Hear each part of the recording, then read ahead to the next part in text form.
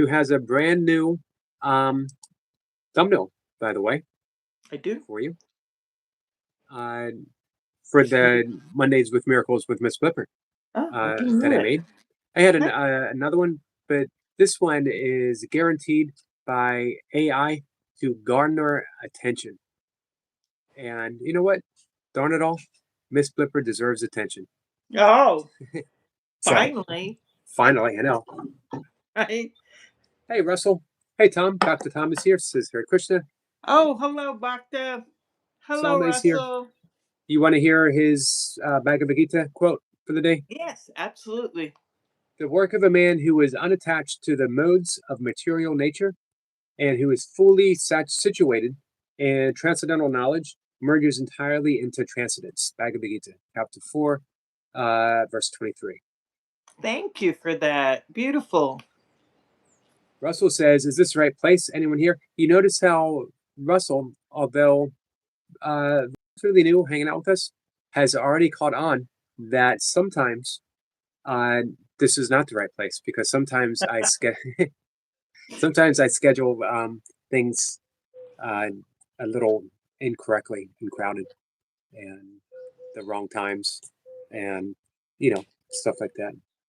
Things happen. Yeah. I get it. And one last little announcement: tomorrow's guest, Jack Miller, is not going to be able to make it because we found out he doesn't have a smartphone, so we're unable to connect right now.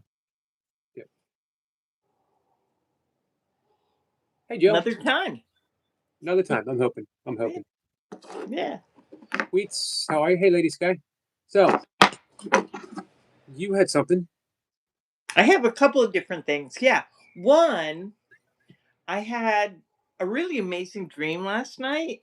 This morning when I woke up, and it was so beautiful. In my dream, I was just people I know, my stepsister, my daughter, various people.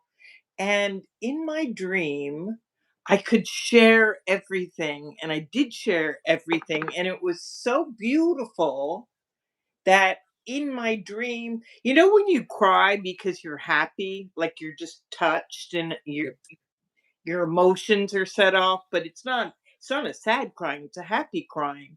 Right. Like you feel you kind of blissed out or something. Yeah. And that was the emotion that I had in this dream when I woke up. It was pretty crazy. And then right after that, because like you know, I wake up and I just move from one room into another and begin meditating.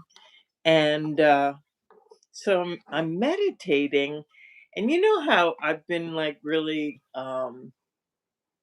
like hooked into the holy instant bit, Yep. like just doing kind of a deep dive on the holy instant for quite a while now, since the beginning of the year. And it just dawned on me about um holiness, almost like the Holy Trinity. It's like thinking, okay, here's the holy relationship, the Holy Spirit, and the holy instant, and how are they all hooked up? It was pretty amazing. So then I did a deep dive into, well, what is that? I was like, I was looking for kind of clarity on the whole holiness issue, knowing that, recognizing that holiness is an idea that people, including myself, struggle with to a large degree. So I did an ACIM deep dive on the word holiness, like what's really going on there. So I thought, good, I'll write everything down, and then Eric can unpack it. I think what you might have meant to say was that Miss Blipper and Eric can unpack it. Right. Ay, ay, ay, ay, ay. So that's what's been going on with me. I really did write it all down, like all the different names, like I'm not things surprised that you wrote are it down, but attributed to the what I Holy am Spirit. surprised about is that you didn't cut it out in the clips and put it into Right. another little bowl. Well, I only actually did half the homework because I thought, Eric could do the other half of this homework. So Hey, we're very fortunate that we have a fellow long-time course practitioner in the chat right now. He totally doesn't know helpful. he doesn't know what he's in for. Hire him. Hire him right away. Um, Give that guy so a job. we might be able to divide the homework into thirds. Yeah, yeah. Well, what I was going to suggest was, since I like somewhere in there, it's like being and having are the same. And so this would be being and doing. I wrote down all the things that the Holy Spirit is called, like what it is. But then there's a whole nother section that was far too broad for me to get into, which is what the Holy Spirit does, which is uh, a lot, considerable. Yeah, So I have a question right off the bat. sure. Does the Holy Spirit do a lot, or does the Holy Spirit do one thing to a lot of things? And I don't know. All right. I would go with the second, as one of the things that I did write down also that is related to doing is that without the Father and without the Son, the Holy Spirit doesn't have a function. So, the Son is also called the sonship. It's just composed of Right. everyone. Um, I like Oh, the thought. I like the thought of the Holy Spirit just doing one thing, but in many different forms. hmm Because for me personally, simplify. I need things simplified. Um, so if I'm assigning like different tasks, or it's easier for me to view that everything that appears to be a multitude of tasks is really just one, and that instead of having to address each one individually, anything that makes me feel that I am caught or believing or experiencing separation in any way, and there's infinite ways that can and appear just through the course of a day, um, then uh, I can hand it all over to the Holy Spirit. Uh, that the Holy Spirit's job is undoing, and that the doingness appears all through the day in all different forms. Like some of the guests pointed out certain depth of forgiveness that I had completely never even thought about, like forgiving aging. yeah, yeah. I loved, by the way, your guest Hamza the other day. He was so wonderful. Really, He was, kudos to him. Go, and go, he's Hamza, go. he's going to be regular too, Excellent, excellent. as is Russell. Russell is coming back tomorrow evening. Totally looking forward to it. Yeah. So Um, does that mean that you think I might be complicating things too much? nope. I thought. What it means is that my mind, my brain complicates things too much. But for you, um, the complexity might appeal. It might call to you. You know what I mean? I don't even look at I don't even look at it as complexity. I look at it as kind of different facets. It's like a gem, it has all the different sides where it's been cut, Right. and they're just different facets of the same prism, basically. I like that analogy a Mm-mm-mm. lot. There was one of them things. There were a couple of things that it said here that I really liked a lot. One of them was about mirroring. Well, one, and this I don't even know if this was in the course. I don't know if I heard it in my mind or I read it. I don't know. I seriously don't. But the Holy Spirit is okay. God's answered the ego. That's easy enough.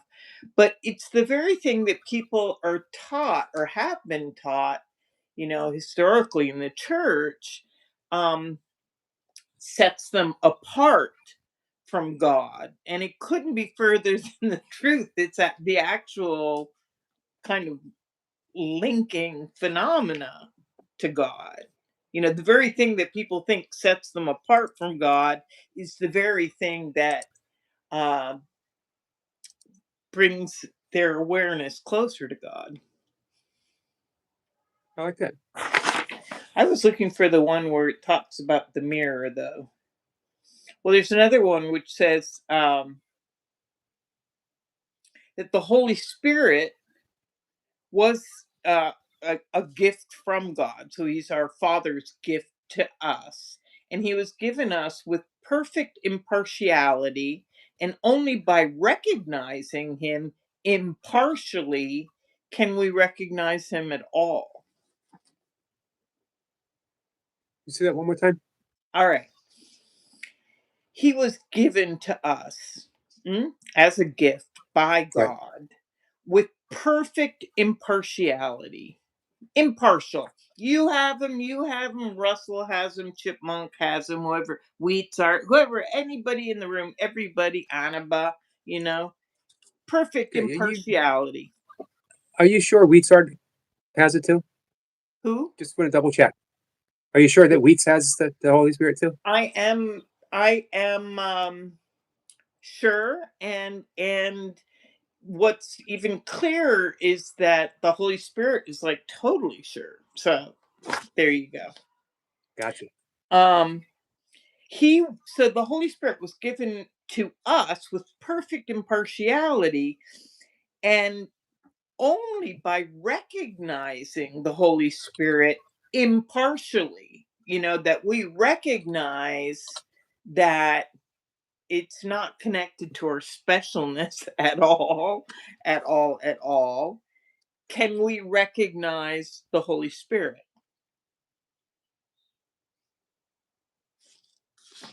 I like that. Then there's What? another one. I'm trying to find the one about the mirror. There's one. Let's see. The bridge, the reinterpreter, mediator. Oh, I must have put it on a different page that I can't find now. But it was like a perfect. Here it is. The perfect equality back to what was the word that I used, impartiality, the Right. perfect equality of the Holy Spirit's perception um, is the reflection of the perfect equality of God's knowing. So I liked how the Holy Spirit's um, perception of equality became a reflection of God's perfect equality in knowing. But I'm a weirdo. We've For- we've established that yeah, that's a long. little while back. That's said A little and while back. done. Said and done. So, do you want to hear all the other things that the Holy Spirit is called now that I'm done with the theoretical things? Yep. All Let's right. say real quick. Say hi to Flora, and back to Tom Oh, is back. beautiful Flora Indiza. Hello, dear. Blessings. All right. So, the Holy Spirit is the bridge between perception and knowledge. So far, so good. Yep. God knows, Holy Spirit perceives with us. The reinterpreter of what the ego made. So basically, whatever the ego makes, the Holy Spirit can reinterpret it. Right.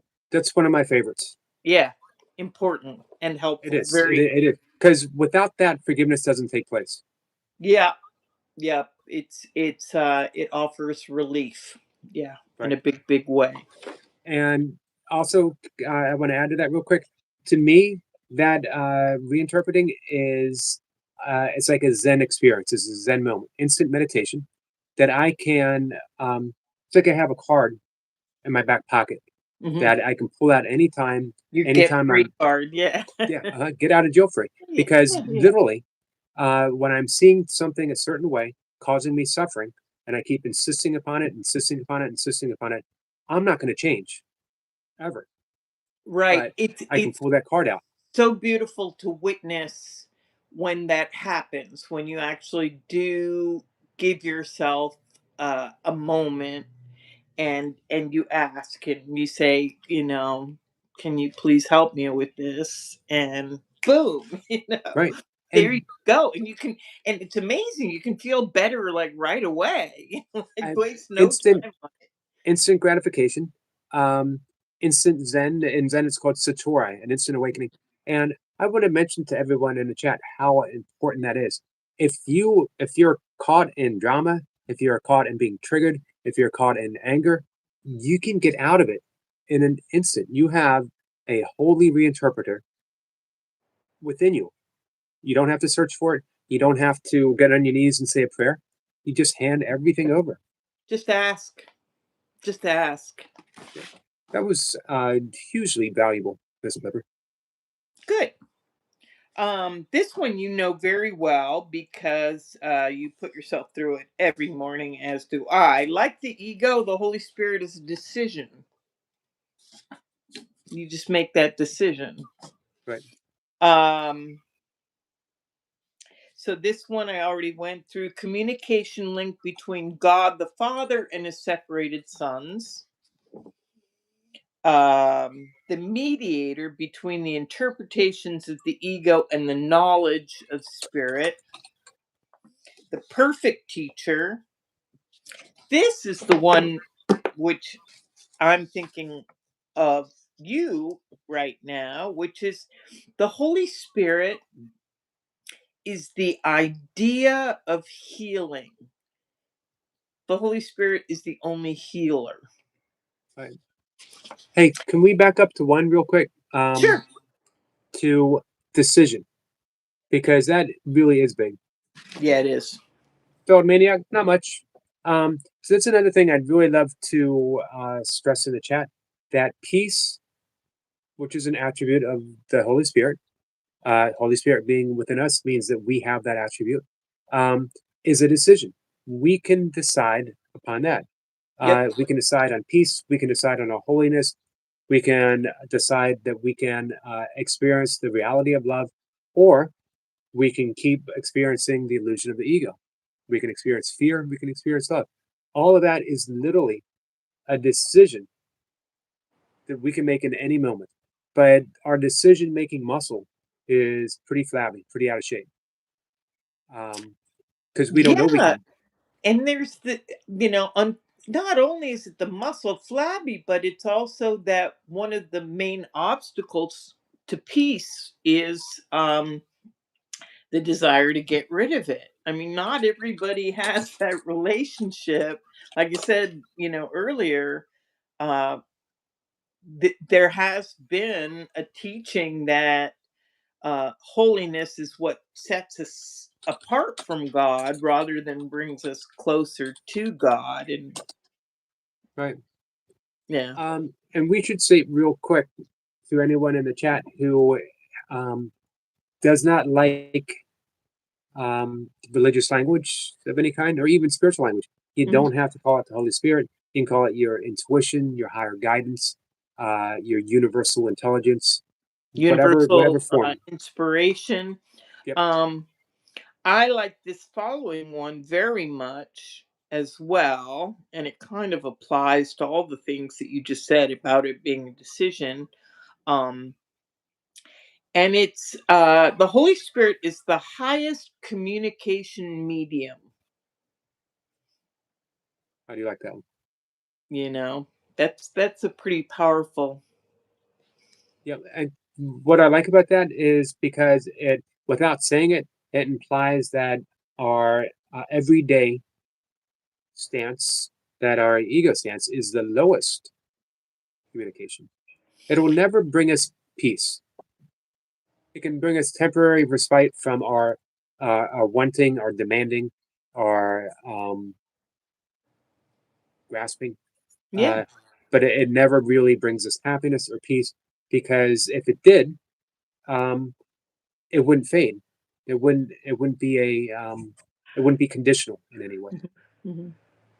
It really, the highest communication medium also really reasserts the idea that uh, we can communicate with God and God can communicate with us.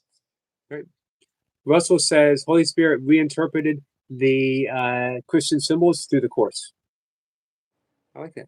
Yeah, as I did this morning with the Holy Trinity, I was like, "Oh, is the Holy Trinity the holy relationship, the Holy Spirit, and what was the other one? Holy Spirit. Oh, the Holy Instant, Holy Relationship, and Holy Spirit." Then I Sniper said, says that he likes to call it SAR, my SAR, SAR, synthetic aperture reconstruction. "Ah, beautiful. That's healing. What could be more healing than that?" Symbol of peace. The Holy Spirit is a symbol of peace. Kind of like what you were saying, not to give you reason for anything. Let's see. I don't know if Chipmunk will like this one, but he might. I don't know. Holy Spirit is the answer, not the question.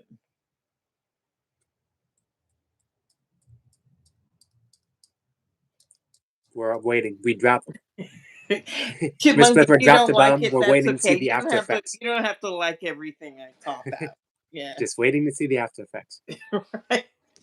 See if see if anything reverberates. All right.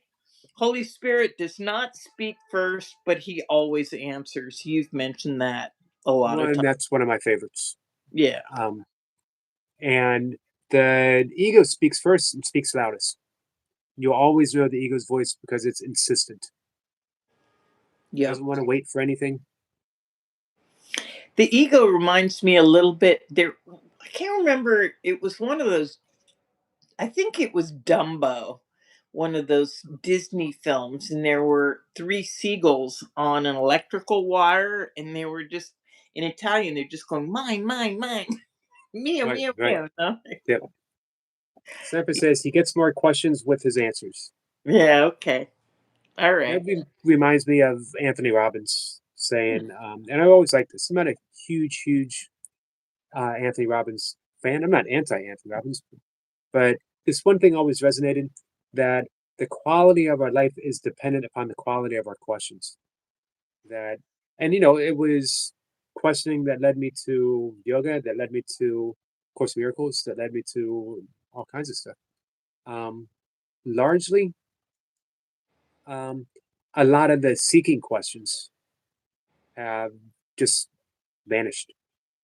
Um, I still have like questions of exploration into, um, like into the, not the nature of the course, but to the extent that I can take it. How deep can I take my forgiveness? And it keeps layers and levels keep appearing. Um, but as far as like seeking, um, needing that next secret technique, secret mantra, uh, esoteric uh, yoga posture, that's largely uh, disappeared. But there's still the curiosity. I still love meditation. I still love uh, exploring different meditation techniques. But like the thought that it's going to lead me somewhere uh, different than where I can just get there with the Holy Spirit is what's vanished. Yeah, well, you've been working a lot on your trust too.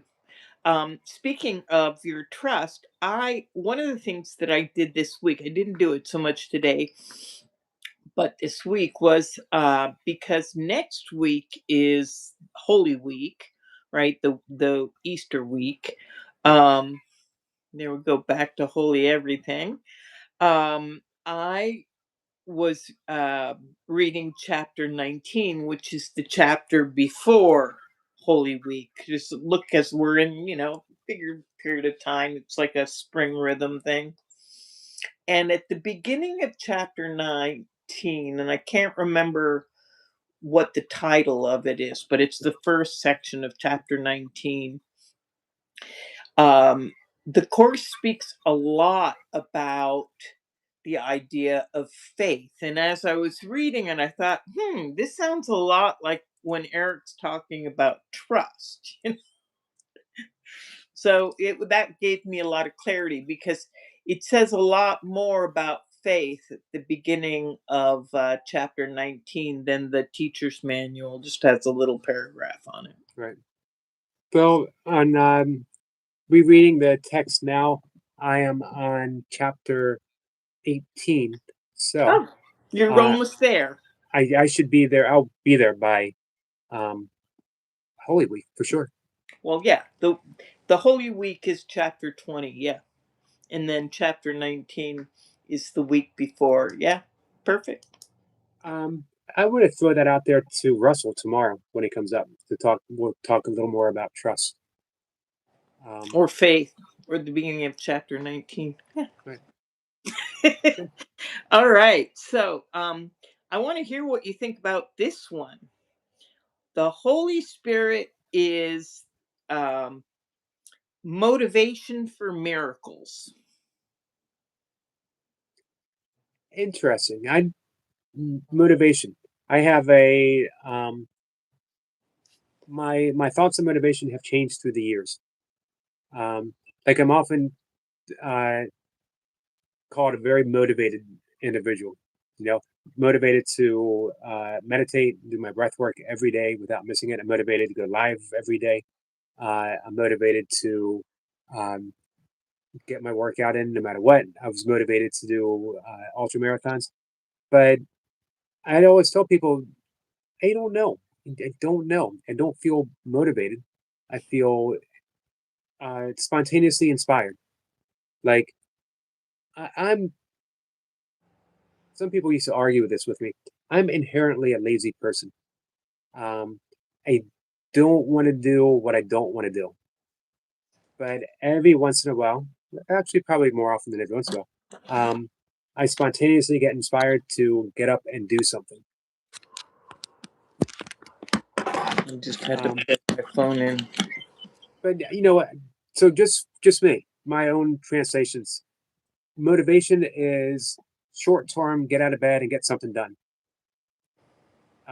And inspiration for me is the whisper of the Holy Spirit. It doesn't ask me to do anything, but just continuously inspires me to surrender to what's happening, sort of. And yet you have, I mean, you've gone over those 50 principles. I'm going to turn the light on 1 second. Yes. What do you You've look at? gone over all those principles of miracles, and you are inspired to towards kindness and gentleness and uh, natural loving thoughts, the gift of love, the gift of forgiveness. You are inspired towards all that. I am inspired. I just don't feel motivated. If that, you know what I mean? Motivation to me makes it feel like I don't have that, and I'm trying to get it. What if Inst- what if you were just allowing for it? Like we've talked about, that right. little willingness, putting your foot in the door and just letting the Holy Spirit go I through like you. that a lot. The allowingness, Mhm. because like I said, motivation to me seems like a New Year's resolution. This year, I'm going to get in shape. This year, This year, me and the Holy Spirit, we're going to be best buds. I'm going to decide every moment with the Holy Spirit. And then when I find I've forgotten half a dozen times, it's like, you know what? Next year. But inspiration is in spirit, and spirit's always extending. And I do want to keep extending love. I do want to keep extending kindness. So um, if I were me personally, just my own view of because I know you're more linguistically um, pinpointed than I am. Like Hmm. you have a love of words and what they mean. Um, and go ahead.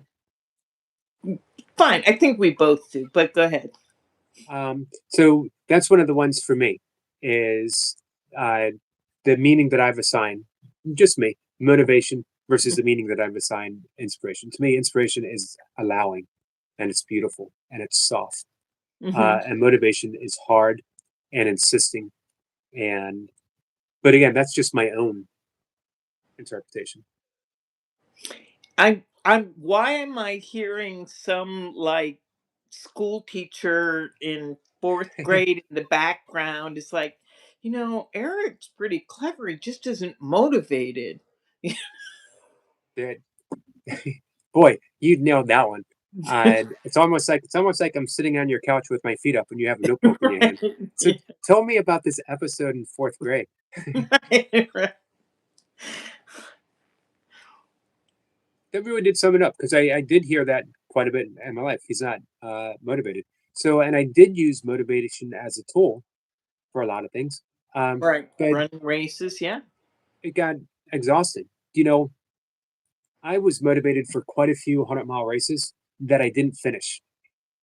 Um, and my very first 100-mile race that I finished, it was mile 40. It started freezing rain.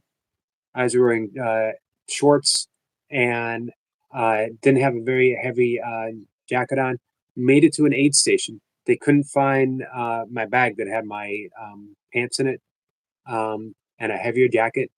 And a person was there who was going to be one of my pacers later in the night. Sent a phone call and to my other pacers, to people who were there to support, and she said, he's not going to make it. He's pre-hyperthermic. He was shivering. I don't know why he went back out. Um, I had 20 miles to go before I got to um, the place where I could get warm stuff and something warm in me and where I would meet my pacers. Um, and she's like, he might make it back to that point, but then he's going to drop.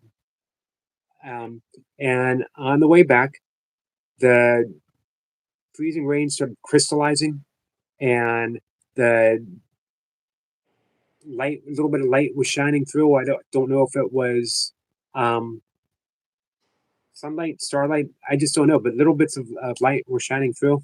The guy that I was running with was telling everyone who was going in the opposite direction, yeah, we're going to drop out. And everything looked so beautiful. And I knew I was going to finish. I was just, if this was the worst that I felt, then that's okay.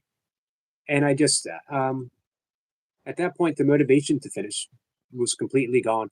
And the inspiration to just, what's going to happen next? The curiosity, what's going to happen next? And Those little shards of light, man, they were that's right. inspiring you. And, that's the wonderful thing that when you said allowing, because that's what it felt like, that Mhm. instead of being motivated to take one more step and one more step, because there's a finite place where you can keep motivating yourself sooner or later. But after that is inspiration, and that's the allowingness. Um, and I kept being very curious. So what's going to happen? What's going to happen next? How am I going to feel half mile from now? How am I going to feel when I get to mile 75? And it was always, I don't know. Let's find out. And before I knew it, um, mile 80, the sun was coming up. I was feeling pretty good. Things were warming up. I was smiling. I was greeting people. And my one pacer, when she saw me, said, I don't know what happened between mile 40 and mile 60 when you had to go back out. In that 20-mile stretch, yeah. Yeah, but there was like a complete transformation in you, physically as well as mentally.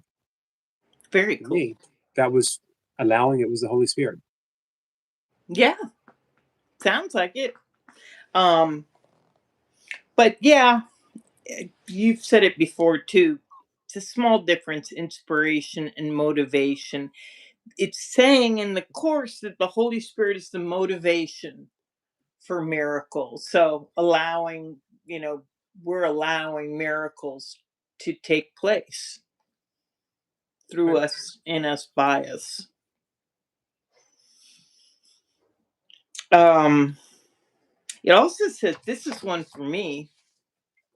The Holy Spirit is translator of the laws of God to those who do not understand them.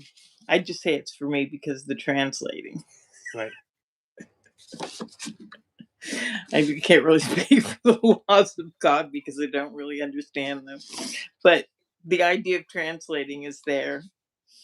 Um, Healing is Holy Spirit's form of communication in this world, and the only one he accepts. Nice final point. Pretty hardcore. Holy Spirit's form of communication is healing, which is always right. Right. That's another big point to stress, because if we're measuring healing by the improvement of a bodily issue, then we might think of it as a failure. Say it again. If we're measuring our healing on the improvement of a bodily issue, Mm-hmm. that I'm asking for a healing from cancer, from Right. uh, an injury, from Right. and if we still have cancer, then we're going to say my healing didn't work. Right. It But can go the other way around though too. It can go around where people for whatever reason would not be um except they would be frightened of healing by a Holy Spirit or the Holy Spirit. That idea would frighten them. And right, so a little magic or medicine or right, yeah, ace bandages might be the best solution. Yeah. agreed. Who's saying hi? Annabelle.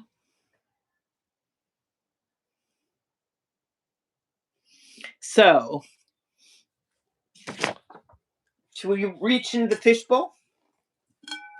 Yes. Hey, Russell, are you still here?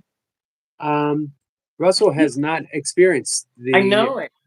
I know it. so. Let's see if Russell's still here, and we can allow him to be the first one. Yeah.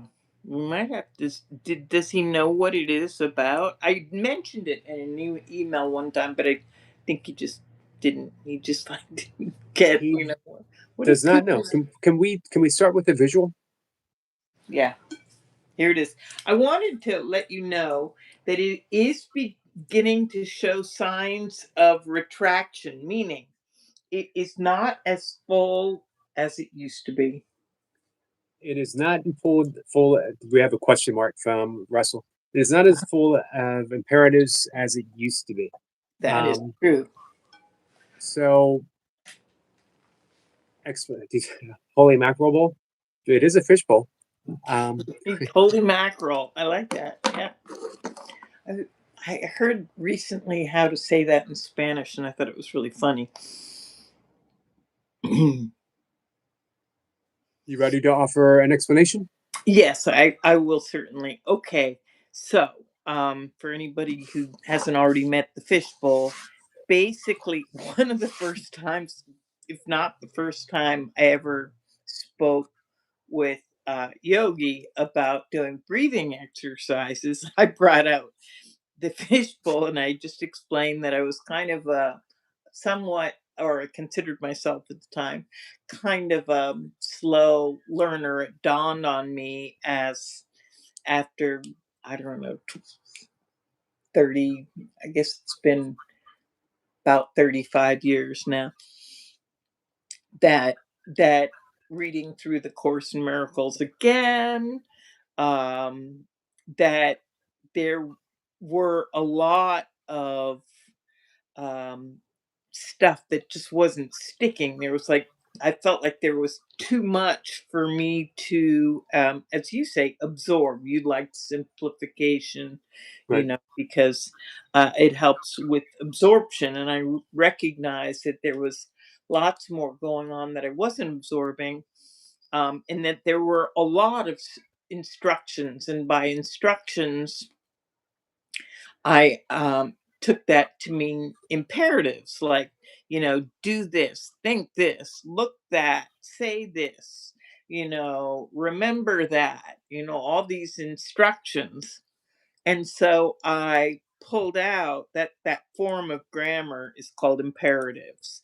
So I pulled out each and every instruction, um, in the entire book and workbook, um, to in the text and workbook, and manual, and I just made them into like little strips of paper like fortune cookies, and then I put them all into a fishbowl so that I could just like kind of pull them out when they were, in a comfortable way, in a manageable way. I could not pull out more than I could handle, but it was also kind of convenient to just have a, little thought for the day or something I might want to think about, but without being overwhelmed by the immensity of it all. It's become a Monday Miracles with Ms Blipper staple. Little did I know that things in my fishbowl would eventually travel to other people who are curious about All over what the world. fishbowl. Yep. Fame and fortune. Well, fame. It never occurred to me. It didn't occur to me until it occurred. There you go. Russell says, love it. And Long John would like a deep dive, a deep, deep into that fishbowl. Thank you, Ms. Blipper. All right. But we'll start with Russell, right? Russell, guess what? This is your first experience with the fishbowl of imperatives. So they're all direct quotes, huh? I didn't make this stuff up. It's kind of like the raffle. And then, so for Russell, we have two. Here they are. And one of them says, think but an instant on this.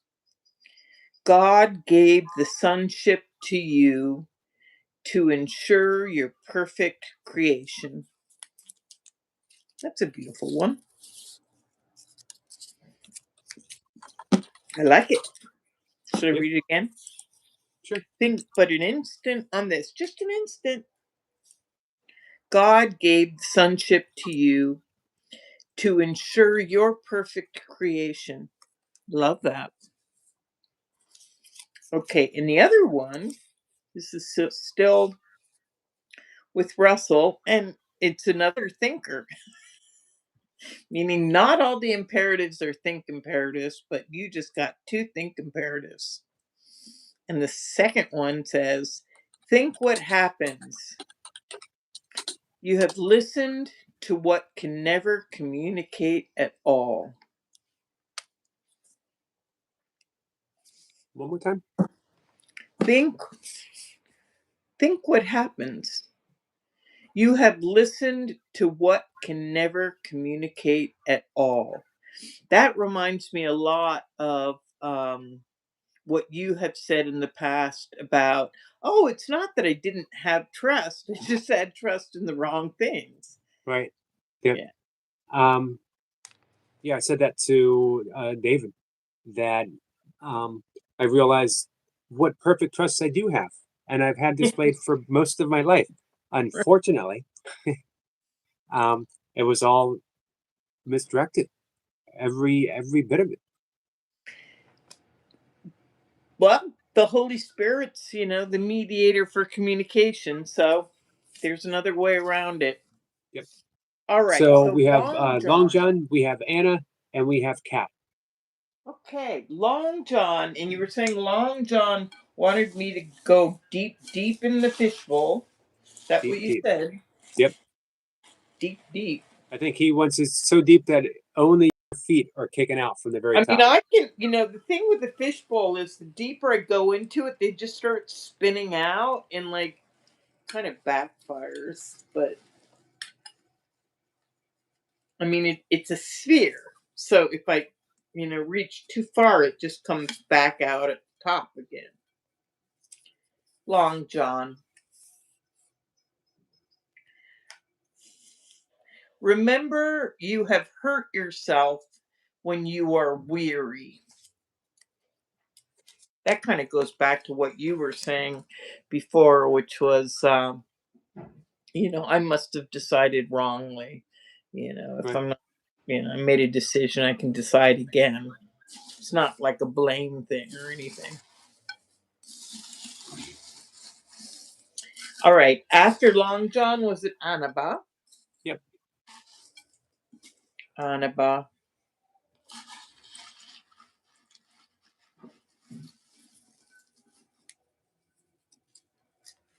Annabas.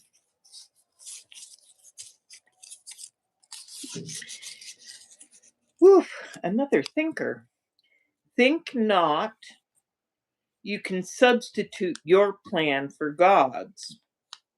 Rather, join with me in his plan that we may release all those who would be bound, proclaiming together that the Son of God is host to him, the other person.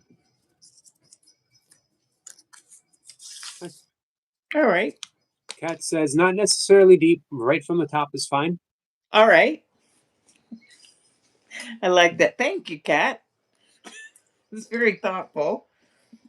If you want to point to anyone in particular, this one's popping out at us. There you go. That's the one.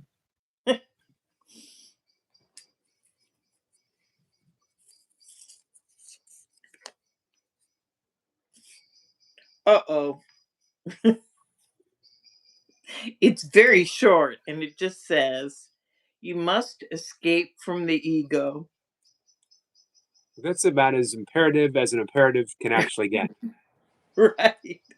Right. This is like, you kind of, I could just it see Kat's reminds me of face. your simplifying thing, The That's, the best blame it on Eric. Right. the best part was when you went, uh oh. I'm sure Kat sat up straight, like, oh my god, what's happening? What's the Holy Spirit gonna say to me? You must escape from the ego. Don't, must we all, by the way? Yes, Must we I'm gonna all? take that to heart. I'm gonna write that down. It's gonna be on my to do list Right. for tomorrow. All right, Can you, tomorrow. can you, Must escape from ego. I'm into it. I'm like, Yep. can you imagine like getting into a big fight with somebody and just yelling at them, you must escape from the ego. Poking him in the chest. You, Right. you, You. Ms Blipper. Russell, when you come up tomorrow, ask me how that goes. Ask me if I have escaped from the ego yet. Right. You must. Sniper is ready for one. Oh, but Chipmunk, I don't know. We'll see. He's been Kat has talking said a that's lot perfect. about synchronicity lately. Kat said that's perfect and perfect for her today. Oh, beautiful. Chipmunk does like me to go with the left hand into the depths. Oh, yeah, yeah, yeah, yeah.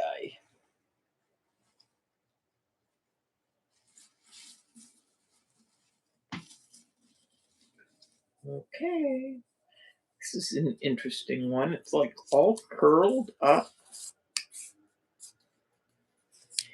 It says, never forget the world the sightless see must be imagined, for what it really looks like is unknown to them. That's an interesting one. Do you want me to read that again? Yep. Never forget the world the sightless, and then it's got those little quotation marks, see, because of course the sightless cannot see. They're blind. That's what it means. So never forget the world the sightless see must be imagined, for what it really looks like is unknown to them. Yeah, I like that. It yeah. says, Yogi, if I was completely frustrated and totally cognizant of the ego being the one that was so sticking angry, but yeah, I still felt the feelings. I asked the Holy Spirit for help. Was asking for help. I mean, who was asking for help? So I asked the Holy Spirit for help. Who was asking for help? Yogi, if I was completely frustrated and totally cognizant, of the ego being the one that was so stinking angry, but yeah, I still felt the feelings. I asked the Holy Spirit for help. I was asking for help. Yep, but And what she wants to know is who was it that was asking for help? Was it the ego asking for help, or was it cat spirit? no, it wasn't. It was Cat Spirit. It was her Right. soul asking for help. So this would be. I'm wondering if It's a kind of thought beautiful question though, because it it is it it, it clarifies that you are not your ego. right. The Holy Spirit will never ask for help to get rid of anything that gives it an identification. Holy Spirit won't even ask for help for anger, Well, I just because read that earlier. The Holy Spirit doesn't do the asking. The Holy Spirit is the answer, not right. the question. Um, and like the ego will never ask for help to get rid of anger because the ego identifies with anger. Yeah, Letting go of anger means giving up identity, giving up who it is, or yeah. anything else, that the ego clings to. The ego would justify it Right. and go, hooray, hooray. You're This right. is where Kenneth Wapnick would talk about the decision maker. Um, that it's the decision maker that's asking for help. That we have the Holy Spirit, we have the ego, and we have the decision maker. And it's always the decision maker that we turn to that is asking for help. Yeah. Plea to right mindedness. Right. Hey, Tiny. Russell says, I'm not the victim. I invented, imagined the world I see, and I am not the victim of the world I see. Mm-hmm.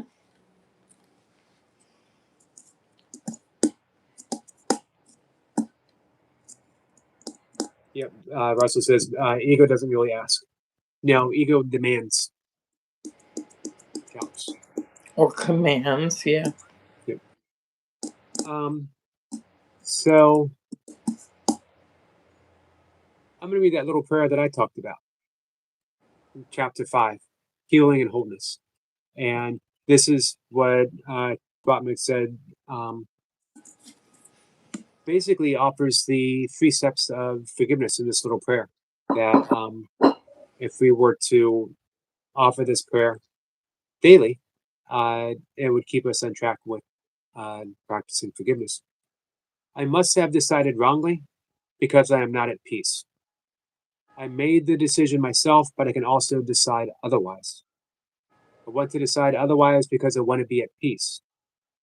I do not feel guilty because the Holy Spirit will undo all the consequences of my wrong decision if I let Him. I choose to let Him by allowing Him to decide for God for me. So that is simply forgiveness, recognizing that I don't like the way I feel. Mm-hmm. I'm not at peace. I'm not feeling kind. I'm not appreciating. I am not feeling loving. And that I've made this decision. I chose the ego. I'm not the ego, but I chose the ego. And that I'd rather be at peace. I can experience peace instead of this, and I can let go of everything to the Holy Spirit. I will let the Holy Spirit. I choose to let the Holy Spirit by allowing Him to decide for God, for me. I believe that the almost identical uh, saying is put, I mean, it's even said in the same way as part of, at the end of the book, it's like one of the last chapters. I should go get my book and look it up and see what it's called. The one where it's talking about, waking up in the morning and making your decision. It's like steps for the day. And Yep. the one that you just said is right in there. After, like, you wake up, I'll make no decisions by myself, and recognizing that you're either deciding with the Holy Spirit or you're deciding with the ego, because you're always deciding with one or the other. Um, Not called right decision, rules for right Rules decision. for decisions. Yeah, that's it. Um, and it's a wonderful practice.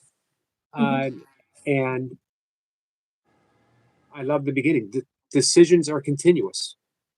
We're always making decisions. We're always either deciding ego or Holy Spirit in any moment. You don't even know when you are making them. But with a little practice, with the ones you do recognize, a set begins to form which sees you through the rest. It's not wise to let yourself become preoccupied with every step you take. The proper set, adopted consciously each time you wake, will put you well ahead. Do not fight yourself. So the outlook start your day with today. I will make no decisions by myself. Now I always add after that, uh, what should I do today? Where should I go? What should I say and to whom? Um, it's sort of already implied in today. Will make no decisions by myself. I like that addition. Sure. I always love those words. Yeah, Um, I went through a whole period where in with this morning process, where I decided that I had to be more gentle. you know, I could be more gentle with the Holy Spirit and less demanding, and just, yeah, kinder. Like, I did become conscious of not only what I was asking, but also how I was asking. right. Yeah, I have found personally the Holy Spirit seldom responds when I ask him to smite my enemies. Um, Also, yeah, what miracles should I perform? Help right, me to decide, help me with whatever miracles you want me to do. right. I like that a lot. Thanks for adding one more thing to my morning list to do. So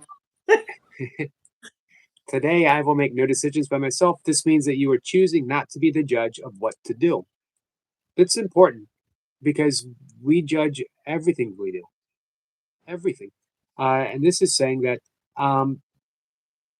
it says, but I must also mean you will not judge the situations where you will be called upon to make response. For if you judge them, you have set the rules for how you should react to them, and then another answer cannot be produced. Confusion and uncertainty and fear cannot but produce confusion, uncertainty, and fear. This is where throughout the day, Doug Fishman's giving me the mantra of lesson 25. I Right. don't know what anything is for. Um, any decision, if I'm not feeling peace, it's because I decided I know what this is for, and I'm wrong. As soon as I decide that, I'm wrong. And the way I know that I'm wrong is I'm not at peace, that I'm experiencing something other than peace. When I recognize that, I know that I've decided wrongly, that I have no questions. I'm not questioning what is this for. I have assumed that I know. As soon as the assumption is always of the ego, assuming I know that this happened. Um, I'm stuck in traffic because uh, stupid construction workers, or my boss kept me late, or whatever. Um, but as soon as I say I don't know what anything is for, that allows room for the Holy Spirit to come in and repurpose everything. I'm stuck in traffic because Holy Spirit wants to communicate with me, because the Holy Spirit might want me to put in a book on tape and spend some time, or might want to give me a traffic meditation, or might want me to help extend love to everyone else who's stuck in traffic. And you might not even see it immediately. It could be because, then when you finally get to your gas station, your neighbor is there and you're like, I haven't seen you in 100 years. Right, So, right, and that wouldn't have happened if you hadn't been stuck in traffic, but there was no way for you to see right. that. And also, you don't know what might have happened. That there could have been accidents that you could have been involved in. There could have Right. been a host of things that could have happened that we don't know about. Um, because we always want, something. The ego always wants something concrete. Oh, this is why that happened. Um, but All of that is just everything that you're saying is like kind of highlighting, wow, how much we can imprison ourselves with our thoughts too. right, right. So yeah, the rules for decisions are Limit ourselves. very mindful activity. Mhm. Um, the so in 4 it says that throughout the day, at any time you think of it and have a quiet moment for reflection, tell yourself again the kind of day. So after you say, I will make no decisions by myself, tell yourself the kind of day that if I make no decisions for myself, this is the day that I will have. And for me, I've been saying that I will have a day of complete faith and trust. Um, because that's the major theme that I'm working with right now. Yeah, I was going to say, you who like to keep it simple, it can be very simple. I'd have Right. like to have a day where I feel joy, or I'd like to have a day where, I um, work with a lot of inner peace, or whatever it is. Right. I Yeah. couldn't, I'm going to make a confession that I think for one entire year, I had these little notebooks, and every day I would like write down three things because I learned about myself that I was able to remember three things. It's like fast, cheap, or easy. I can remember three things, but not more than three things. So I would write down three things. Yeah. Um, so the text reminds us that throughout the day, at any time you think of it, you have a quiet moment for reflection. Tell yourself again the kind of day that you want, the feeling you would have, the thing you want. That's another mindful moment that we're giving ourselves, that we will um, remind ourselves that if I make no decisions by myself, this is the day that will be given me. Um, and it goes on that, that once again, the day that you want, and recognize that something has occurred that is not part of it. So whatever seems to be throwing you off course, you recognize this is not part of the day that I can have. That, and as it says here, I have no questions. I forgot what to decide. Default network mode. I went with the ego. Yeah. Um, and then you can say, well, even if you feel like unwilling, you're stuck in that ego grip. I'm entitled. I wanted to choose peace today. I wanted to experience only peace, and now I'm angry. And I have every right to be angry. I don't care what the course says. This person pissed me off. But it says if you're unwilling to receive, you cannot even let your question go. You can begin to change your mind with this. At least I can decide I do not like what I feel now. And then you can say, and so I hope I've been wrong. Um, and further on, I want another way to look at this. And perhaps there is another way to look at this. What can I Well, lose by asking? exactly. What can it hurt to ask? Yeah. Thanks for bringing that up. And again, for me, it's one of the most um, meaningful practices that you can adapt, and you can add any of the lessons that flow in for you personally. For me, like I said, it's lesson 25. Um, but for some reason, Tom said that he's a pretty girl. Just Back caught to my eye. Tom. Okay. Yep. I wouldn't argue with him. Nor I. No. And Russell said the person in the car next to you needed to see you to remember God. Beautiful, beautiful.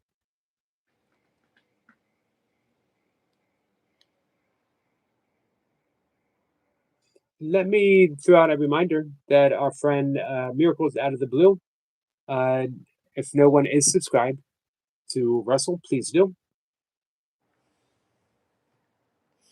Reed Thought it says did. he's Go happy ahead. to announce that he has become a ray of sunshine and a beacon of hope. And everyone who has ever met me, thank you for reading this and internalizing the truth. Yay! I am happy to announce that I have become a ray of sunshine, woohoo, and a beacon of hope. You got it. And everyone who has ever met me, thank you for reading this. I love that. See, you were asking about Wheat's art and the Holy Spirit. There you have it. Yep. Tom said I didn't read the rest. I don't need to read the rest, Tom. I'm leaving it at that you are a pretty girl. That's all I need to know about you, Tom. I actually don't see the rest, Tom. That's all I see.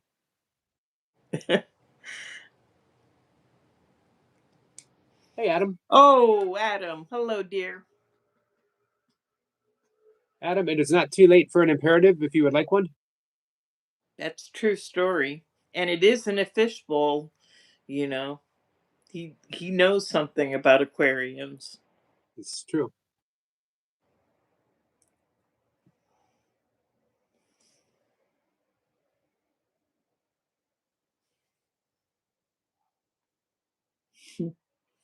And Basta he Tom, Dio. Basta Tom, very good. Ha parlato in italiano. oh, The he Tom. said that what he actually said was I said I'm a pretty ugly girl. Oh, I just read Pretty Girl. I That's didn't right. read. Yeah, Right. I just So trusted you on that. Adam would like an imperative. I wasn't going to ask since I was late, but thanks. Ah, all right. You can always ask for an imperative. We'll go for a Adam dive in the fishbowl. Adam, Adam, Adam, Adam, Adam, Adam, Adam, Adam. So he gets an imperative and a song. Yeah, he gets the Adam song.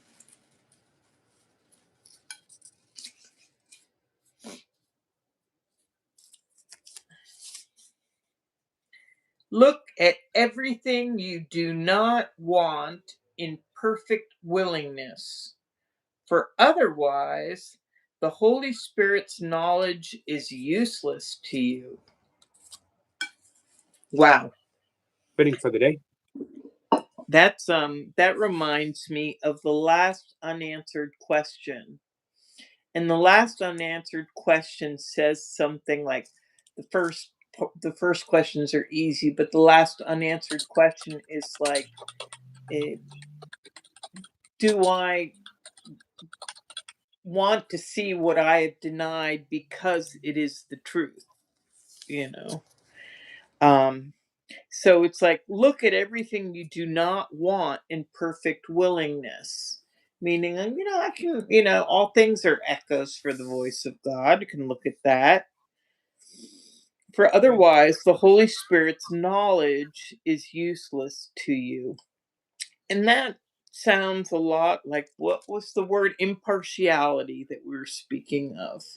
If we want to, understand the Holy Spirit or recognize the Holy Spirit, uh, which is impartial towards everybody, then the way we can recognize the Holy Spirit is through impartiality. Yeah. And it took us Um, back.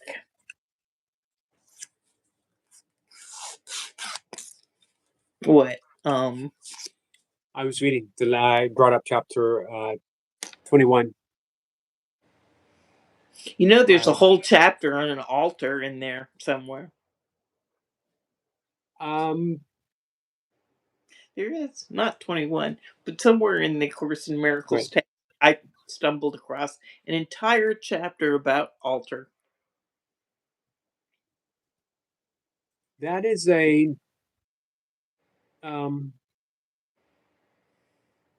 I'm just thinking of you and altars. I'm And thinking how what much altars? I'm thinking about you and altars and Mhm. the appeal of altars. And I really like that metaphor. I like being able to think of other people as an altar. I like thinking that I can place uh, everything of the ego on an altar to the Holy Spirit, and the Holy Spirit transforms it. Also, yeah. Basically, the altar is um what makes a temple holy. So it's like, what are you choosing to put on the altar Right. for holiness?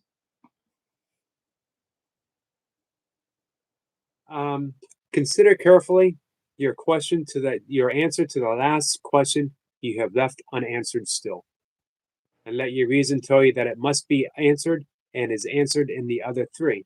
And then it will be clear to you that as you look on the effects of sin in any form, all you need to do is simply ask yourself, is this what I would see? Do I want this? Is that the last unanswered question?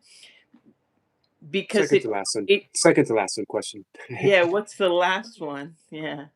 um, The last unanswered question, because there was it like numbers on 1, 2, 3, 4, I think. right. Well, it does say, consider carefully your answer to the last question you have left unanswered still. Hmm. Is this what I would see? Do I want this? So I think that is the last. There is a list of, do I desire a world That's it. I rule instead of the one that rules me? What's the Do I last one? desire a world where I am powerless instead of helpless? Do Keep I going. desire a world in which I have no enemies and cannot sin? And do And I want to see what I denied because it is the truth? there you go. Score. Yep. We got there. We got there. Um,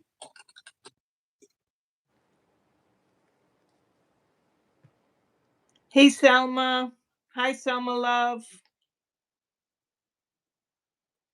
Theme song is a good idea. I agree, Adam. I'm pro jingle. Definitely pro jingle. Miss you, Mrs. Blipper. Aw, bless your heart, Selma. I hope you're well. I hope you find yourself well and happy. hey, Selma.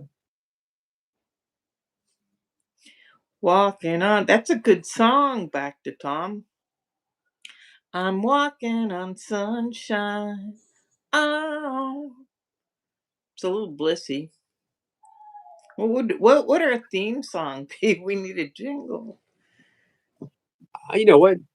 I don't think we could do any better than one that you love, especially the version that has recently come out, and one that I love.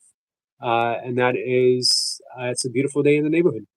Oh, I love that song. Yeah. Hey, Jazz. There's another good song that I know by heart by Mr. Rogers, which isn't the Beautiful Day in the Neighborhood song.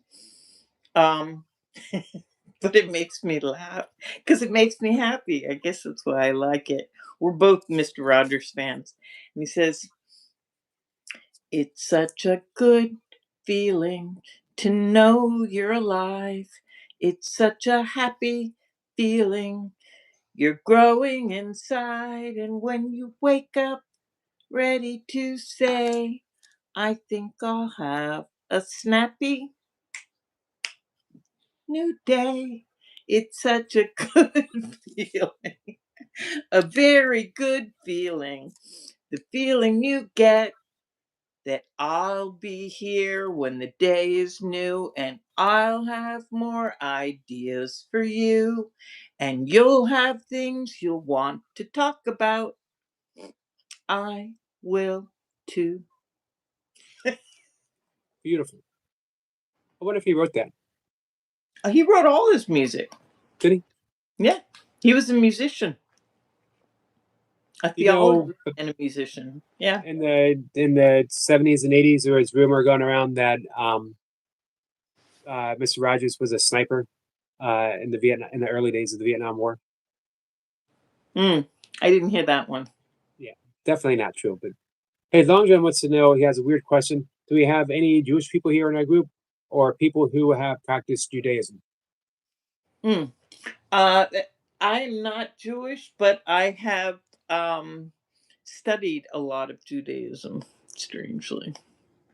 So here's a question for you: Hmm. to effectively practice Kabbalah, do Hmm. you need any foundation in Judaism?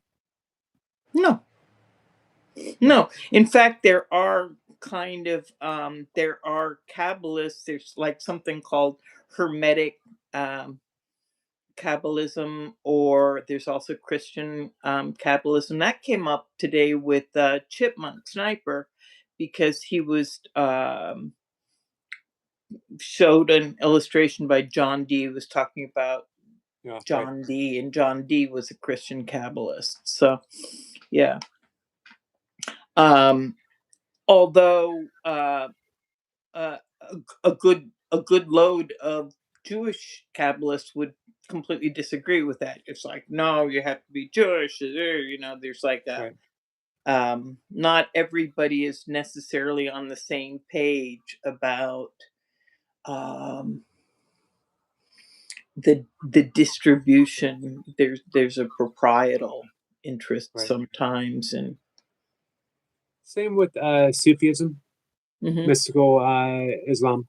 That hmm if you don't have the belief is if you don't have if you haven't converted into Islam, then you have no right to be a Sufi. yeah, I've never been of any school, or Catholic or Christian or Jewish or Buddhist or anything.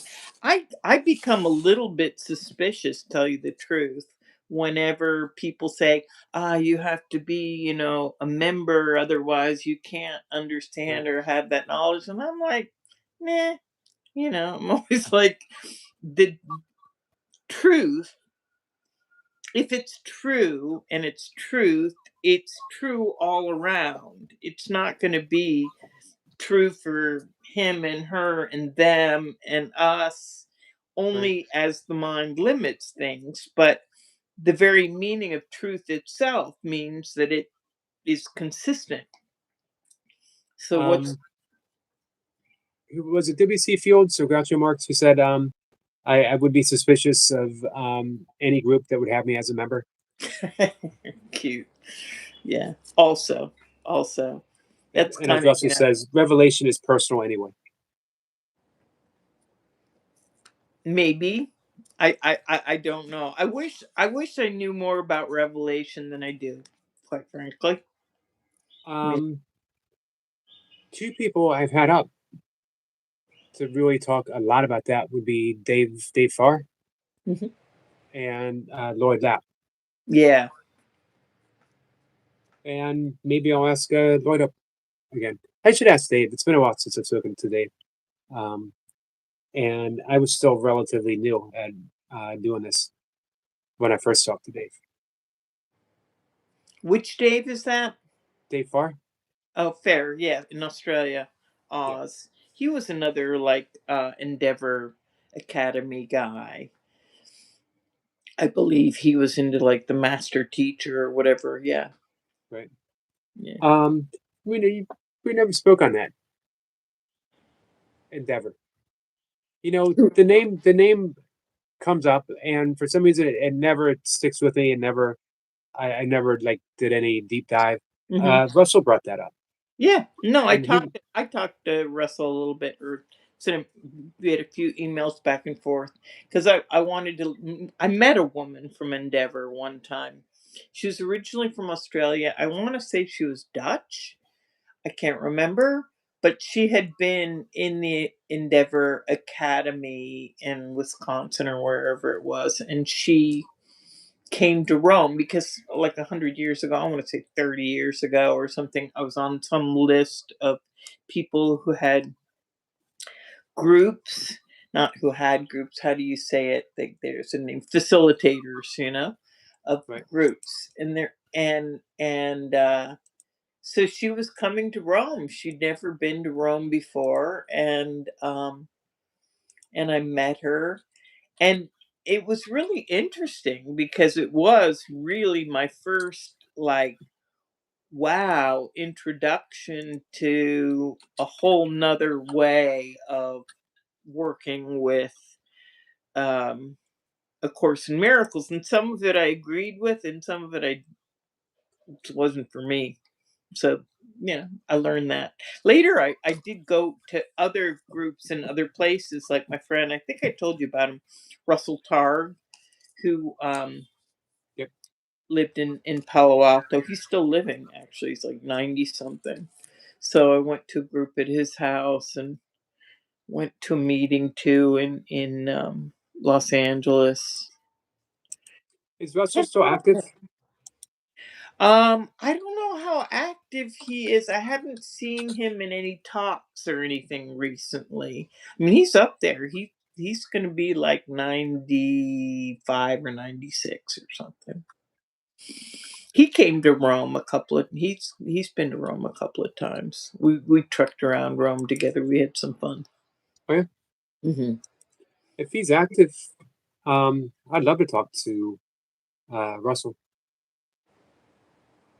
Yeah, I don't know. I can't say. I don't know.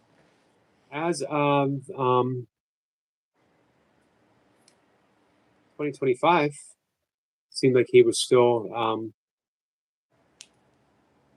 getting around, talking to people. Yeah, he's been on the show. I think the guy's name is Jeffrey Mishlove, who was a guy who was like the first guy who ever got his degree, like his doctorate degree. I think it's a PhD But from New, Berkeley or something in psychic studies. Yeah. Kind of New Thinking Aloud is his podcast, I think.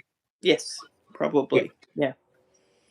Yeah, he was on in September. So, um, yeah, maybe I'll reach out to Russell. I'll do some name dropping. Yeah. Yeah, he knows my mom. Yeah. Cool.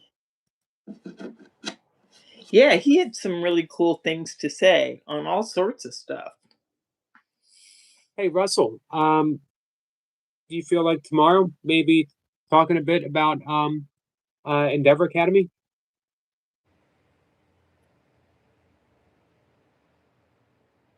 He's coming up tomorrow evening.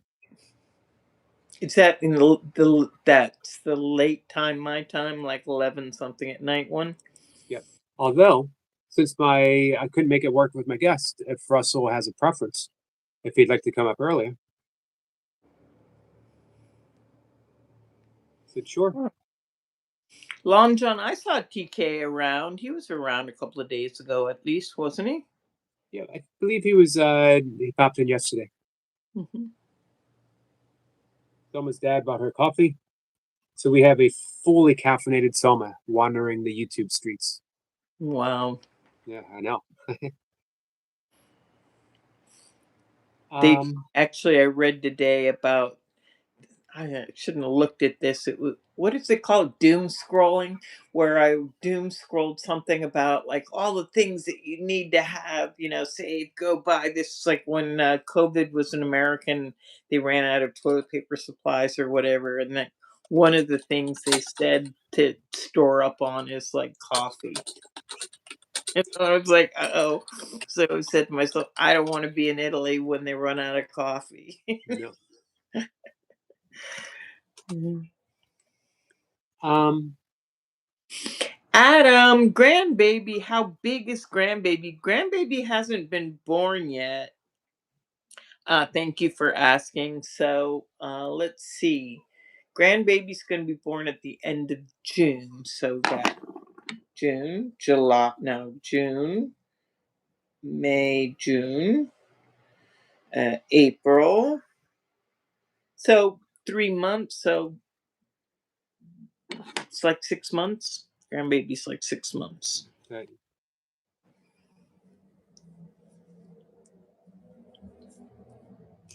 um, Girl. girl grandbaby. Woohoo!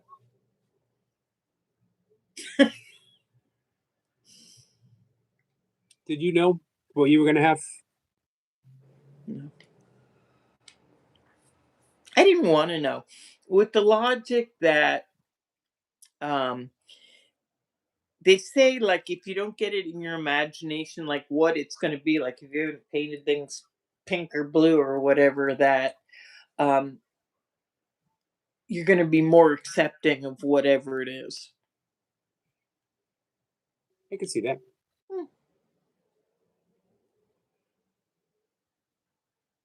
Long John says, Selma, keep your caffeinated fingers out of your nose. Your dad. That's good advice, I should think. Good dad advice. Yeah. Okay, no. Probably caffeinated or non-caffeinated fingers. Probably best to keep them out of your nose. Especially Selma, who has an irritated nose. Oh, yeah. Yeah. Better. Long John's going to have a nephew in August. Woo! I have a niece who is 44 years old. Yeah, my daughter's 35.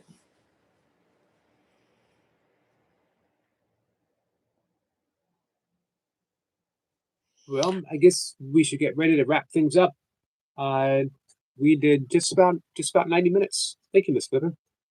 Oh, pleasure. Pleasure. Feel like we covered a lot today. Yeah. My idea for the day is we don't, always that one. The thing that we might have been taught keeps us furthest from God is just the opposite. It's Right. the mediator. Hey, Songahan. Russell got 2 more subs. Awesome. Yay. And I Adrian look forward says, to I think I'm the youngest guy here. You might be, might not be.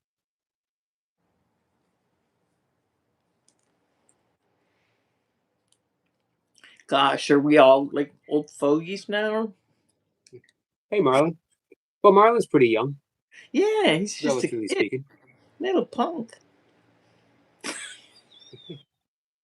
And But I Selma, like him because he's got a cat named Lila. I think Lila is the most beautiful name.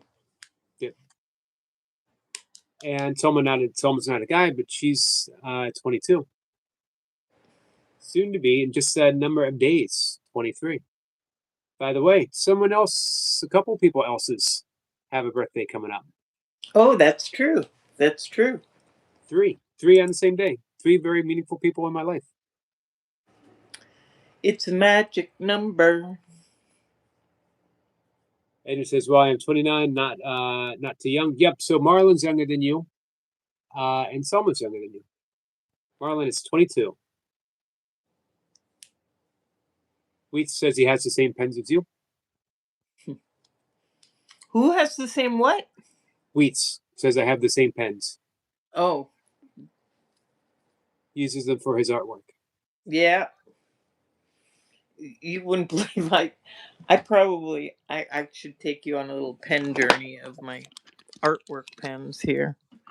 See if I can Long John plug says Ms Blipper literally flies by. She's by far one of my favorite people. here are pens and more pens and more pens. I wanted to Thanks. know what you have written in your notes because you once told me that you have a bunch of notepads. Yep. So are there any like fresh notes around you? Well, I have a list in this one.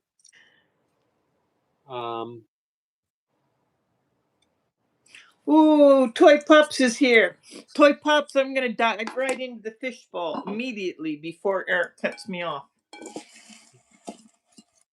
This one's for Toy Pups. Love you, sister. I have Sissy's name written here to give her watch hours. Sissy, what? To give Sissy watch hours. Soul Stars. Okay, nice. says, consider what the ego wants defenses for. See how the means and material of evil dreams are nothing. Zippo. There you have it. Means and material of evil dreams are nothing. Just fluff. Dust. Cool. Yeah. I have the law of pure potentiality. I am absolute existence. I am a field of all possibilities. Om Baba Namaha. Beautiful. I love it. That's Thanks. expansion. Yeah, just random things written down, things I want to remember, little inspirations that I might want to expound upon in my morning writing.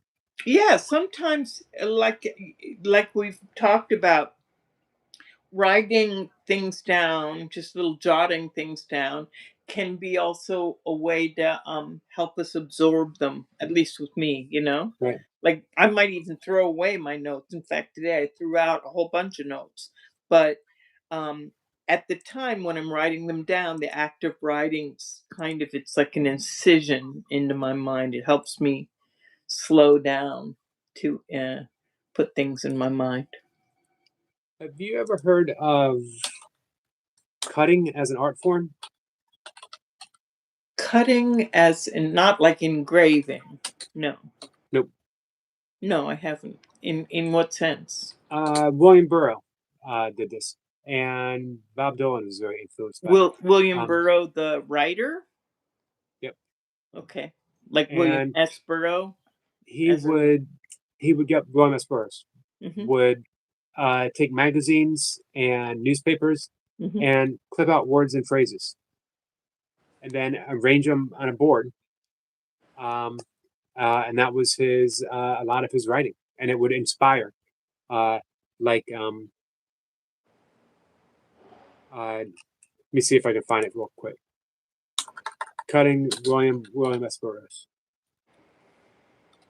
Kind of reminds me of those like serial killer notes, where they're like little pieces Right. put together and they're pasted on so they can't trace where the. Also called the cut up technique. Hmm.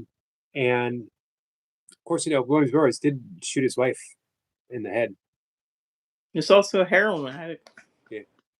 Unrepentant heroin addict, Hmm. which probably led him shooting his wife. But shooting his wife he was shooting a bottle off of her head, and instead he shot the head out from beneath the bottle. Still, Not it's not. not to do. It's a nasty mistake to make. It is. So it's an experimental. I don't know this word. Aleatory, Aleatory, I don't know it either.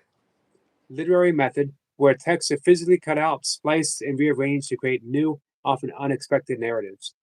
Popularized in the 1950s and 60s alongside Brian Geisen, technique used in Nova Express, one of William Burroughs' novels, breaks conventional language constraints and is viewed as a cut in to the nature of reality and consciousness. And it just seems like a very deep practice that um, I could see you doing that. Hence the big fishbowl of imperatives. So, like, if you were to take those cut out And imperatives, rearrange them, read them all, and glue them. like on a board for like And like a paragraph, I or can even do a page, and see, that. yeah, maybe with some of the ones that you've already pulled out. Actually, somewhere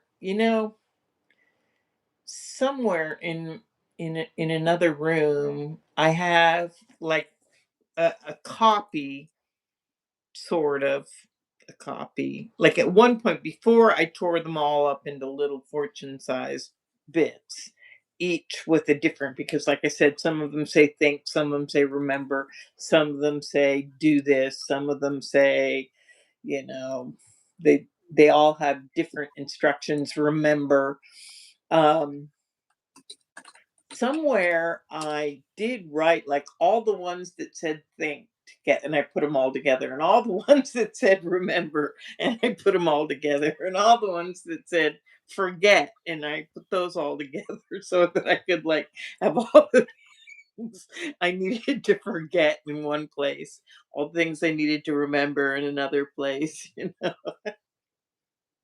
Cool. didn't work. Like I looked at it and I was like, nah, no, didn't function.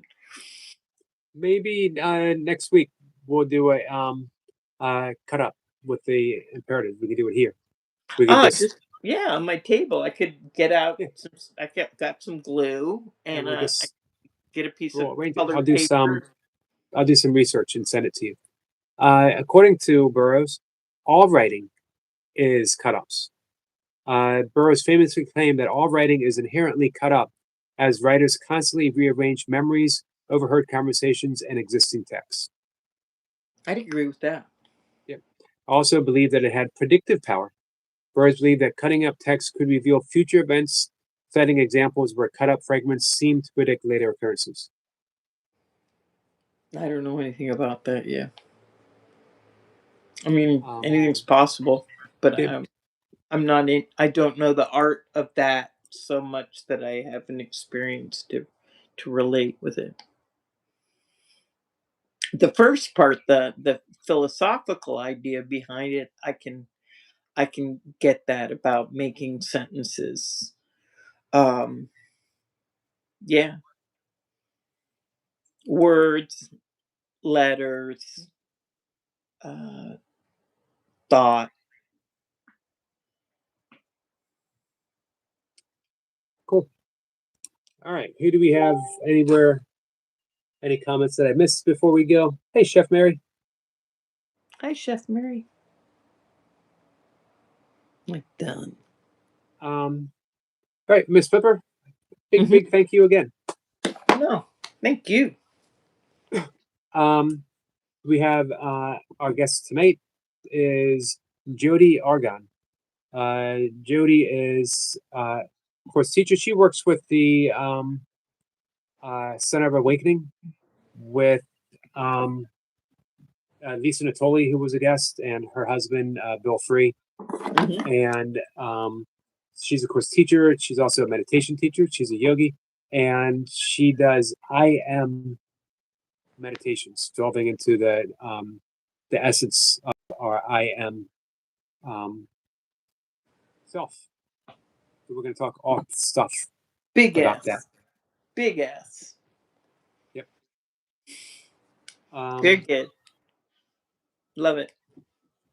So Good work. hopefully I will see some of you there, many of you there. Hey, Toy Pups. Toy Pup says, I love you, love Miss you Whipper. too, Ms. Toy Pups. Hey, do you want to give one quick imperative to Toy Pups before we go?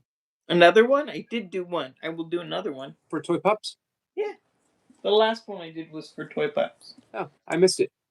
It's okay. Toy Pups. And it says, beautiful. It says, accept yourself as God created you, and you will be incapable of suffering. Yet to do this, you must acknowledge Him as your creator. There you go. Perfect. Yeah. Russell says, glad to meet you, Miss Flipper. Oh, nice to meet you, Russell. Even though I met him the other day. And one more time, Russell will be up tomorrow at 5:25 this time or Eastern time. So come on by, ask Russell a question. I'm going to ask a few questions about the Endeavor Academy. What was it that appealed to him about that? And as he mentioned, he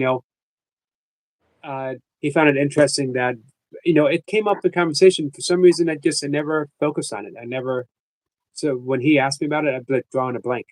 Um, but I do remember that Vicky talked about Endeavor, and quite a few other people. I believe Nisa Natoli was Endeavor Academy. Well, in the history of like ACIM, the book stuff, it's significant because it opened the door and said that the Foundation of Inner Peace didn't have the copyright. You Right. know, so for legal stuff, it was very significant in the history of the book being having lots of editions. Um, Interesting. I wonder. I guess people feel one way or the other about that, about the copyright issue. That it opened up to other editions. And some people who are dyed in the rule Foundation for the Peace are like, but that's not the course. That's all the stuff that was taken out of the course because it wasn't viewed as imperative. Um, and other people are like, yes, but there was important things in the original text, in the Urtext, in the Thetford edition, and the Hewlin Casey uh, edition. That all of that stuff should have been presented. I like what um, David Hoffmeister said that um, the correct edition is the edition that appeals to you. So I mainly work with the Foundation Inner Peace version, but you know, As do I, though. Although I must say, every once in a while, I do read a little blip here and there from other sources. You know, from different groups or whatever. That I haven't read anything that was overwhelmed, like, you know, wow, they got it all wrong. That I haven't run into anything like that. Although one of them, like there was one recently, which was about the 50 principles of miracles, and one of them was just that, you know, was asking um, for help with, you know, what miracles. And there's other things in the 50 principles that you've mentioned, and I mean that I've read, that are in the fit version, Foundation of Inner Peace version, which say you know, that they that we shouldn't be the ones deciding what the miracles are, like, you know, Jesus or the Holy Spirit is, you know, right? the director of that. They can be misguided if we're coming up with them on our own. um but it quite clearly, like, states ask for help with this, which was left out of the fifth version. I found that kind of interesting. And I like And the personal stuff. I like reading also about the personal stuff with Helen and Bill and right, whatnot. For me, it's not that it's, yeah, I um, don't find it like deal breakingly interesting, but I do find it interesting. Yeah. right. Um, yeah, and I like both because I like the fact that um, I want the succinctness of the original version. That I'm getting what I need, um, and I'm not delving into the personal stuff that I don't need. However, I do like some of the personal stuff. One of which was a prayer that was given to Bill Thetford by Jesus, Mhm. um, who because he needed to experience a sense of presence of being. And he was given a prayer that has been quite meaningful when I came across it recently. And it is probably the shortest prayer. Here I am, Lord. Yeah. Um, and I mean, imagine just using that as a prayer at any time that you need to feel grounded, and you need to have the experience of God. Here I Well, am, yeah, or Lord. a holy instant, you Right, know. I've been saying that, I've been saying this one, you know, I would give this holy instant to you, you know, be you in charge, but that could just be right added right into it. Here I am, you know. right. Yep. So, all right.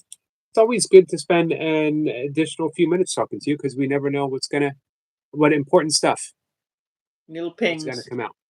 All right. All right, Wishing guys. everybody a good day if you're going that way in time, and a good evening if you're going that way in time. Or if you're stuck right in the middle. Right. What, I don't, this day I have to look it up every time. I have to look up, are we still on daylights? Because we have it in Europe and you have it in the States. but then there's a gap. So we're still in the gap. So we're on a 5-hour time difference right now instead of a 6-hour time difference as usual. Right. So. All right. All right. Thank you, Ms. Blipper. Bye, dears. Guys, I will see y'all later. Thank you, Russell.